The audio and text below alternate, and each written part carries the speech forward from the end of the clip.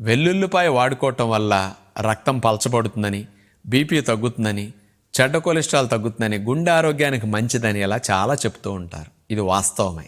కానీ ఆ వెల్లుల్లిపాయని మనం తాలింపులో వేయటం వల్ల ఈ లాభాలన్నీ సున్నా అయిపోతున్నాయి. ఎందుకో తెలుసా? మరి తాలింపు వేసినప్పుడు నూనె 200 డిగ్రీల పైన వేడెక్కితే కానీ మరగదు. ఆ మరిగిన నూనెలోకి వెల్లుల్లిపాయని చిదిపేసి ఈ వెల్లుల్లిపాయను అందులో వేగనిచ్చేసరికి ఆ వేడికి ఈ వెల్లుల్లిలో ఉండే ఔషధ గుణాలన్నీ, ఈ లాభాలన్నీ నాశనం అయిపోతుంటాయి. వెల్లుల్లి తిన్నా మీకు ఈ సమస్యలు ఎందుకు మళ్ళీ బాగా వస్తున్నాయంటే వెల్లుల్లి మీ మీద పనిచేయట్లేదు. కాబట్టి ఇలా తాలింపులో వెల్లుల్లి వేస్తే గుమగుమలాడే వాసన వస్తుంది, వంట బాగుంటుంది అనుకుంటున్నారు కానీ లాభాలు సున్నా అవుతాయి అని ఎంతమందికి తెలుసు?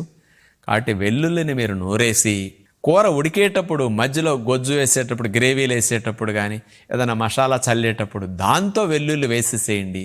వెల్లుల్లిలో పోషకాలు ఫ్రెష్గా అయినా కూడా తినొచ్చు.